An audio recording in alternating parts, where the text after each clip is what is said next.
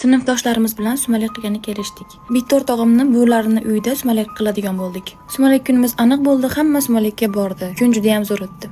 Va hammamiz shu uyda qolishga ota-onalarimizdan ruxsat so'radik. Alohida solingan bitta zal bor ekan. Shu zalda hamma qizlar qolmoqchi bo'ldik. Joy qilishga tayyorgarlik ko'rayotgan paytimiz bitta o'rtog'im kelib meni qulog'imga shunday gap gapirdi. Biz qolmoqchi bo'layotgan zalda nimadir borligini bizga shu o'rtog'imiz aytgan edi. Shu xonada g'alati voqealar bo'ladi ekan.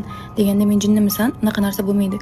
Bo'lsa ham biz ko'pchiligimiz-u maza qilib qo'rqib sovda quchoqlashib yotamiz deb hazillashib kuldik. Nahot kechki paytga 2-3lar atrofida edi. O'z-o'zidan eshik ochildi. Biz o'yladik, o'rtog'imizni kenayasi kelyapti deb o'yladik. Eshik tomonga hammamiz qarab turdik, kim kirarkin deb. Svetni o'chirmasdan yotishga qaror qildik, lekin afsuski biz qishloq joyda bo'lganimiz sabab o'sha paytlari svet o'chib turardi. Svet o'z-o'zidan o'chib qoldi. Birdan bitta o'rtog'imiz o'z-o'zidan baqirib yubordi. Nima bo'ldi desak, kim hazillashyapti men bilan qorong'uda, qo'rqitmaylar, o'zi qo'rqyapman dedi. Qizlar hammamiz biz hech narsa qilmadik-ku desak, oyog'imni kimdir ushadi dedi.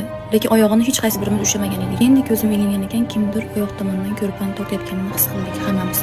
Kim ko'rpan tortyapti deb sekin ovozda gapirdi. Qizlar men emas dedi. Bu holatdan biz juda ham qo'rqib ketdik.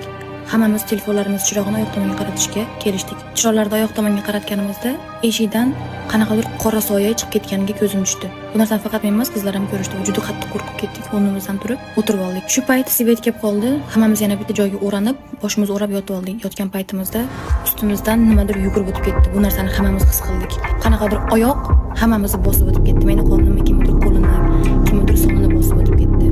Shu uyda nimadir bor ekan.